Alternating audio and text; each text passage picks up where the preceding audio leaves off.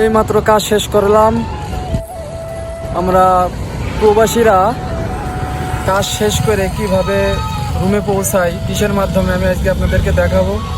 আসলে প্রবাসীদের জীবনযাত্রা অনেক কষ্টের, কিন্তু এই আধুনিকতার ছোঁয়ায় এই মালয়েশিয়ায় আমরা কিন্তু সবসময় প্রাইভেটে চলাফেরা করি।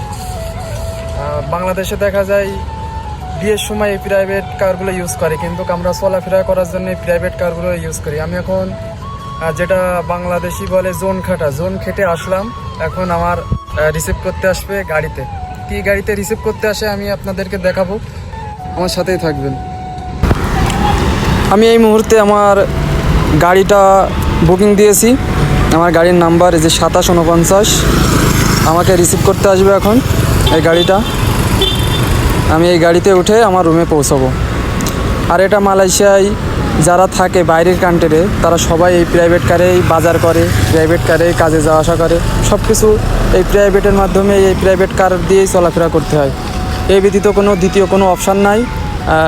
রিক্সা বলেন, ভ্যান বলেন, এগুলো নাই এখানে। সম্পূর্ণ সবাই মালয়েশিয়ান বলেন, চীনা বলেন, সবাই এই প্রাইভেট কার ইউজ করেই রুমে যায়। এদিকে আমার গাড়িটা তো চলে এসেছিলো এবং আমাকে খুঁজতেছে আর ফোন দিতেছে। আমি তো বুঝতে পারছি না যে আমার গাড়ি কোনটা। পরে নাম্বার দেখি যে আমার নাম্বার। সে আমাকে এখন রিসিভ করে আমি এই গাড়িতে উঠে এখন আমার রুমে পৌঁছাবো।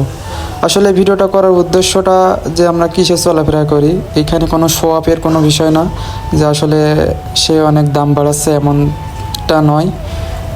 আমরা প্রবাসীরা অনেক কষ্ট করে থাকি। আর মালয়েশিয়াতে সবাই ফকির বলেন, ধনী বলেন, কোটিপতি বলেন, সবাই এই প্রাইভেট কারে ইউজ করেই চলাফেরা করতে হয় এবং এই কারেই চলাফেরা করতে হয়। আর আমি প্রাইভেট কারে উঠে গেলাম এবং বাইরে প্রচুর বৃষ্টি হচ্ছে। আসলে যখন এই গাড়ির ভিতরে উঠি তখন একটু বড় লোক ফিল হয়।